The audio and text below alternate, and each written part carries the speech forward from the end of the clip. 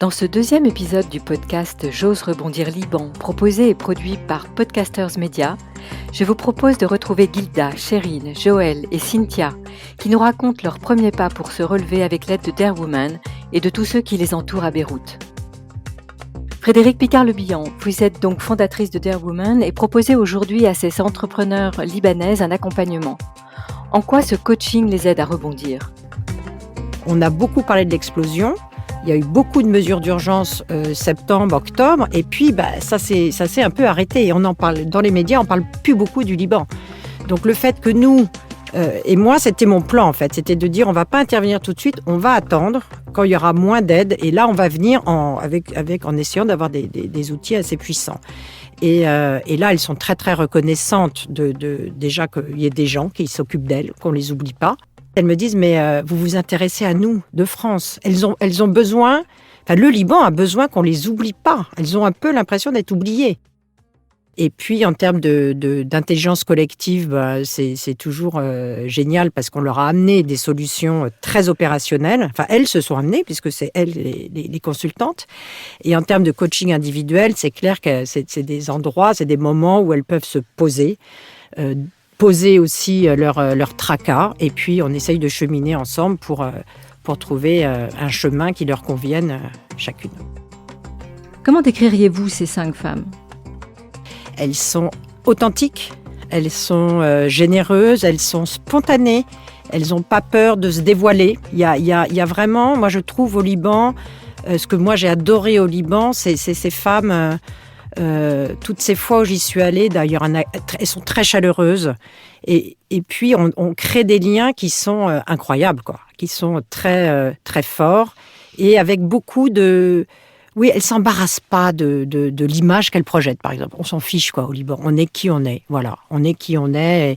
Et ça, je trouve que c'est super agréable. Et là, elles sont dans l'échec, mais elles en parlent. Il n'y a pas de problème, Elles en parlent très simplement, elles ont envie d'avancer. Moi, j'aime bien ces relations très authentiques. Donc, elles nous amènent, nous, aussi une façon de réfléchir. Et puis, elles sont épatantes, Elles ont des talents, elles sont audacieuses parce qu'elles sont dans un pays patriarcal où on ne laisse pas les femmes travailler. L'employabilité des femmes, elle est très faible, elle est de 20%. Il y a 59% des diplômés qui sont des femmes et il n'y a que 20% de femmes qui travaillent. Donc, dans le milieu professionnel, c'est compliqué pour les femmes. Et d'être entrepreneur, alors là, c'est vraiment encore plus compliqué. Ces 5 femmes, elles sont entrepreneurs. Elles sont dans la reconstruction, dans un pays où tout le monde s'en va, en fait. Les gens s'en vont du Liban, il faut le savoir. Elles ont décidé de faire vivre leur écosystème. Il y a plus de 1000 personnes qu'elles font vivre avec tous les salariés, puis les fournisseurs, puis les prestataires.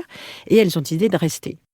Donc ça, alors nous, on est malheureux en France avec le Covid, etc. Quand on voit ça, c'est source d'inspiration pour nous. Gilda Khoury, vous êtes fondatrice de la marque de vêtements et d'accessoires de maison en coton bio Mello. Comment avez-vous relevé la tête dans les semaines qui ont suivi l'explosion pour relancer votre activité économique ? Les 2 premières semaines, j'avais décidé de ne plus reconstruire. Mais quand j'ai vu tout ce qui s'est passé, toute l'aide, tout le support... tous les encouragements qu'on a reçus, j'ai pris la décision que je ne vais pas laisser ce qu'on a construit en 10 ans s'effondrer comme ça. Et le jour où j'ai pris cette décision, il y a une force intérieure qui a transformé, qui a tout transformé. Et qu'est-ce qui nourrit toujours cette force d'entreprendre ? Les difficultés sont très grandes, mais la détermination aussi et la force que j'ai avec mon team et avec tous les Libanais, elle est très grande. Donc oui, on a beaucoup de difficultés tous les jours. On vit beaucoup de difficultés, que ce soit la crise politique, je pense que vous êtes au courant, notre monnaie. Premièrement, je sens que je dois à mes clients libanais tout ce que j'ai construit. Donc ma base au Liban, je veux qu'elle reste intacte. Donc on la reconstruise telle qu'elle avec beaucoup d'aide. Je dis pas que j'ai pu faire ça seule. J'ai reçu beaucoup d'aide de beaucoup de NGOs, d'amis, plein de gens ont été là pour que je puisse remettre Mello, que ce soit matériellement ou financièrement. Et aussi, Dare Woman est en train de beaucoup nous aider. Ça nous ouvre beaucoup d'horizons. C'est vrai qu'on est au Liban, mais on peut exister globalement, que ce soit en online, que ce soit en faire des pop-up. Donc ça, c'est mon plan pour Mello, exister au Liban, mais aussi d'ouvrir mes horizons à l'international. Comment vous sentez-vous aujourd'hui? Il y a des jours où je vais bien, mais il y a des heures où je vais bien et il y a des heures que je sens qu'il y a un tourbillon qui m'emporte. C'est assez difficile parce que au Liban, on est en train de gérer chaque jour en mode alerte. Tous les jours ou toutes les minutes, il y a un problème qu'il faut gérer. Donc, d'une part, j'essaie de me concentrer et de mettre un plan fixe, mais ce plan, il est jamais fixe. Il change par minute. Donc, ce que j'envisage pratiquement, c'est de faire des pop-up. Par exemple, à Paris, en France, il y a Maison et Objets. Je suis en train de présenter pour voir si je peux exhibit dans l'exposition et pour pouvoir vendre à des boutiques à l'extérieur. Ça, c'est un plan. Un autre plan, c'est d'essayer de reconstruire ma présence online et de vraiment me concentrer sur ces ventes et sur cette présence. Et d'une autre part aussi, mon existence au Liban est très importante et je suis certaine et sûre que c'est un truc que j'ai vraiment envie de garder. Pratiquement, il y a beaucoup de choses à faire, il y a beaucoup de travail. Et on est en train d'essayer de gérer tout ça sans rentrer dans les problèmes et les incertitudes de tous les jours que le Liban est en train de vivre. C'est pas facile, mais je dois ça à ma marque, je dois ça à mon team, je dois ça à mon pays, je dois ça à moi-même et à Beyrouth et à tous les gens qui sont en train de croire et de nous faire confiance et de donner, de consacrer beaucoup de leur temps. C'est une mission. Sherine Jaja, vous êtes fondatrice de Maison Titus sur le port de Beyrouth, un concept store déco et lifestyle créé en 2019 en restructuration depuis l'explosion. Quelle aide vous apporte aujourd'hui Dare Woman? Dare Woman, comment vous dire, c'est comme je vous disais, l'explosion, je l'ai sentie à l'intérieur aussi. Et j'essayais petit à petit moi-même de recoller mes morceaux et de me relever parce que je suis toute seule dans cette aventure. Et c'est comme Dare Woman, c'est comme une canne, si je peux mettre une image, à me relever, à essayer de voir un peu clair parce que j'avoue que j'étais dans une nébuleuse et un brouillard dans la tête très très fort et j'ai commencé à avoir une petite lumière petit à petit et quelque part où j'essaie de recoller même mes idées dans la tête en fait. Et voilà, en fait, c'est cette solidarité, c'est de l'amitié de la France pour le Liban. C'est là où on le voit, on le sent, nous, cette solidarité entre ces deux pays aussi. Comment est-ce que vous vous réorientez? Que j'essaye maintenant, difficilement vu la situation économique, et c'est évidemment de produire beaucoup plus du local, avec des artistes libanais qui sont là, des designers, des artisans, etc. J'essaye de faire des collaborations de pièces uniques pour essayer de faire marcher un peu cette chaîne entre nous. Mais bon, c'est pas facile parce qu'on se retrouve toujours coincé quelque part, ou bien il y a une matière première qui n'existe pas ici, ou il faut la commander. Ça coince encore. Je ne m'en sors pas vraiment maintenant, tout à fait, mais on essaye de continuer à marcher, de continuer à vivre. Aujourd'hui, Maison Titus ne sera plus la même Maison Titus qu'avant. Je ne peux plus faire ce que je faisais avant, je ne peux plus vendre éthiquement et pour ma conscience aussi, à ces prix-là, parce que c'est des produits qui sont quand même pas de première nécessité, c'est entre guillemets pas de luxe, c'est pas qu'ils sont très chers, mais ils sont vraiment pas de première nécessité dans le pays et la misère dans laquelle on vit. Donc je repense Titus, d'ailleurs je me suis posée à la campagne et j'essaie de refaire mon mood setter ici avec du upcycling, recycling.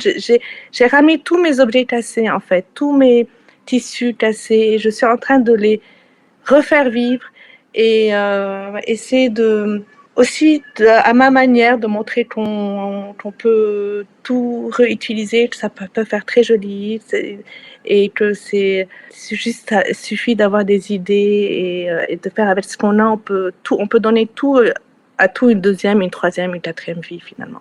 Ça a été un accélérateur, une fusée accélératrice plutôt, retour à l'essentiel, aux valeurs, être éveillé sur beaucoup plus de choses qui sont bien plus importantes. Et même ma façon de revoir moi les objets et ce que j'ai envie de créer ou de produire est différente. Je suis bien plus contente aujourd'hui personnellement de ce que j'arrive à faire, de ce que j'essaye de faire. Je suis vraiment contente de la voie que je découvre. Je suis en train toujours de découvrir, je tâtonne encore. Je suis sûre que ça peut apporter des choses beaucoup plus intéressantes à des personnes qu'avant. C'est notre voie à prendre maintenant. Joël Haddad Laoud, vous dirigez avec votre sœur Nicole la pâtisserie familiale Cannelle, emblème de la gastronomie à la française à Beyrouth. Comment rebondissez-vous économiquement de crise en crise depuis 2019 ?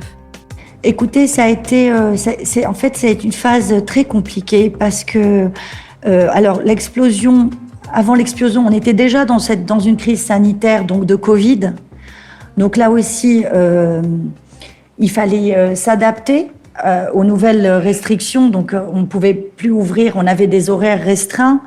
On ne pouvait plus recevoir notre clientèle dans la boutique. Donc il fallait mettre un dispositif en place. Le client devait rester devant la boutique et on devait le servir devant la boutique. Après est venu s'ajouter, donc on a eu la crise sanitaire, puis l'explosion, la crise économique. Donc sur cette dévaluation de la monnaie qui est venue s'ajouter à tout ça. Donc on essaie tant bien que mal. En fait, on s'accroche. C'est un petit peu compliqué parce que toutes nos matières premières sont importées. Donc, c'est une devise étrangère, on paye en euros et en dollars, alors que nos consommateurs, nos clients nous payent en devise locale, donc en livres libanaises, et ça complique beaucoup les choses pour nous. On n'a pas ces produits de premier choix comme on peut les trouver en France. C'est une pâtisserie française. En fait, ici, parmi les autres pâtisseries, et nos clients viennent pour cette qualité-là. Donc, c'est aussi un challenge pour nous de garder cette qualité-là. C'est de la prestidigitation, comme on dit. C'est très compliqué. Donc, on a eu un dollar qui n'a pas arrêté de bouger, ça montait, ça descendait. Et là, vous ne pouvez pas changer vos prix tous les jours. Donc, voilà, on a eu des mois difficiles où il fallait s'adapter. Il faut rebondir, en fait. Donc, les salaires sont restés les mêmes et les prix ont flambé. Donc là aussi, vous ne pouvez pas vendre votre gâteau hors de prix. Il faut aussi s'adapter à la situation économique du pays. Quelles solutions se dessinent aujourd'hui pour dépasser ces difficultés ? Durant nos réunions Zoom avec Dare Women, on a parlé de pas mal de choses. Et effectivement, la solution qui nous paraît la plus probable aujourd'hui, c'est d'exporter certains de nos produits vers les pays du Golfe, donc pour faire entrer de la devise étrangère. On a eu des propositions vers l'Égypte, Dubaï, Qatar, le Lagos, les pays d'Afrique aussi. Mais voilà, c'est des choses qui prennent du temps aussi à mettre en place. Après, choisir le bon. Est-ce que il faut faire des franchises? Est-ce qu'il faut juste exporter son produit? Quel produit? C'est quand même des produits qui ont... comme les macarons, par exemple, qui peuvent pas être exportés n'importe comment. Il y a la chaîne du froid, il y a des choses un peu... Voilà. Donc tout ça est à mettre en place, mais c'est des choses qui prennent du temps. Cynthia Chamat Debanné s'est imposée dans le secteur de la mode en créant sa marque Urban Sense en 2012 et en fédérant plus d'une quarantaine de designers représentés dans son showroom. Retour sur son itinéraire et sur les aléas depuis le 4 août 2020. Donc en effet, moi j'ai lancé ma compagnie Boutique Hub dont fait partie Urban Sense en 2013. Donc ça faisait quand même 7 ans que j'opérais dans cette boutique. J'ai vu passer au moins 70 designers libanais. C'était la première plateforme physique qui s'intéressait à la mode libanaise, le Made in Lebanon en termes de mode, etc. Donc c'était comme un one-stop shop pour la mode libanaise. Et donc voilà, donc j'ai créé un peu ce concept de toute pièce. Je l'ai monté et je l'ai vu partir en pièces justement le 4 août. Moi, je suis quelqu'un qui est self-made. J'ai vraiment bâti tout un concept qui est aujourd'hui un concept qui est adopté à Beyrouth et dans la région, dans le Moyen-Orient. C'est un concept que j'ai monté de toutes pièces parce que je fais de la curation aussi. Je conseille les designers sur la production, sur les best-sellers, sur quoi produire, quoi ne pas produire, le pricing, l'image. Ça fait partie de mon offre quoi, de commerçant. Je voulais faire quelque chose qui était différent parce que je suis aussi quelqu'un qui est fermement attachée au développement durable, à la sustainable fashion. En 2018, j'ai été une ambassadrice, une des sept ambassadeurs et ambassadrices de Fashion Revolution. Je ne sais pas si vous connaissez la campagne Who Made My Clothes, donc Fashion Revolution UK. Donc, je suis ambassadrice globale en 2018, pour l'année 2018. Donc, pour moi, l'import, c'est pas quelque chose. J'ai toujours voulu essayer de travailler avec ce que j'avais sous la main. Il y a beaucoup de dead stock, on appelle ça des dead stock materials au Liban. Il y a beaucoup de tissus, donc j'ai un processus un peu créatif qui va de ce que je trouve pour minimiser l'import, pour minimiser l'impact sur l'environnement, etc. Et aussi faire travailler les petites entreprises familiales. Ensuite, c'est comme ça que j'ai rencontré les femmes derrière Dare Woman. Que vous apporte Dare Woman ? En fait, jusqu'à cette première rencontre, je crois que je n'allais pas bien du tout, jusqu'au moment où j'ai rencontré 4 autres entrepreneurs dans la même situation que moi, et des entrepreneurs que je connaissais à travers mon écran, mais qui m'inspiraient beaucoup. Je savais qu'elles étaient très solides, c'est quand même des business très très solides. Et là, je suis en réunion avec elles, et on a toutes les larmes aux yeux, et là, je réalise qu'en fait, c'est vraiment plus fort que moi cette fois-ci. Je n'ai pas à me taper dessus constamment, à me dire ouais, tu lâches, il faut pas que tu lâches, tu es pas assez forte, etc. C'était vraiment ça. J'étais très, je demandais beaucoup d'efforts de moi-même, et donc c'est comme ça que ça a redémarré. Donc il m'a fallu vraiment une seule séance pour relativiser, pour comprendre que je suis pas seule dans ce pétrin. Je sais pas pourquoi. Parfois, on devient comme un crabe, on se regarde à l'intérieur et on a tendance à ne pas regarder autour. Donc c'est ça qui m'a vraiment aidée. Et là, depuis, je vais très très bien. Mais par contre, j'y vais doucement en fait. Sophie de Villemorin, vous êtes coach pour l'association Dare Woman. Le programme d'accompagnement est lancé. Quels bénéfices observez-vous déjà ? Quels objectifs visez-vous encore ? Alors, je dirais que l'objectif initial, c'était effectivement de leur montrer qu'on ne les oubliait pas, et aussi dans l'idée, avec cet outil de co-développement qui est très puissant, de développer cette solidarité. Je dirais que déjà là, au stade où on en est, une grande partie de ce qu'on espérait est déjà là. C'est-à-dire qu'elles l'ont déjà dit, elles l'ont déjà vécu. Et donc, le cheminement qui reste devant nous, c'est un travail aussi plus individuel, parce qu'en fait, chacune d'entre elles a un business où il y a des points communs entre les business, mais il y en a certains aussi qui ont des particularités. Elles sont déjà uniques en tant que telles, et puis en plus, elles n'ont pas exactement les mêmes enjeux et les mêmes problématiques. Donc du coup, d'avoir cet espace aussi vraiment individualisé, en fait, le rôle du coach, c'est un rôle d'accoucheur, et de les accompagner à réorienter leur business model avec aussi des deuils à faire, des renoncements à certaines choses auxquelles elles tenaient. Elles vont devoir probablement progressivement réorienter leur business, abandonner certaines choses. Cynthia, elle a déjà renoncé à un certain nombre de designers avec lesquels elle travaillait parce qu'elle ne peut tout simplement pas assumer toute cette responsabilité, en fait. Donc voilà, ce qu'on espère juste, c'est qu'à l'issue de ce programme, elles y voient vraiment plus clair. Et ce que l'on ressent, c'est que progressivement, cette espèce d'énorme brouillard dans lequel elles naviguent depuis, où elles tanguent, vraiment, voilà, au jour le jour, et où il y a à chaque fois un imprévu, une urgence, voilà, mode alerte, que ce brouillard s'éclaircisse et qu'elles y voient plus clair et qu'elles aient des perspectives aussi. Merci d'avoir écouté ce deuxième épisode de J'ose rebondir Liban que vous pouvez retrouver sur toutes les plateformes de podcast, sur le site de Podcasters Media ainsi que sur celui de Dare Woman. Rendez-vous pour le troisième épisode qui nous permettra de mieux faire connaissance avec Gilda, 35 ans, une jeune femme entrepreneur depuis ses 20 ans. N'hésitez pas à vous abonner et à nous mettre 5 étoiles.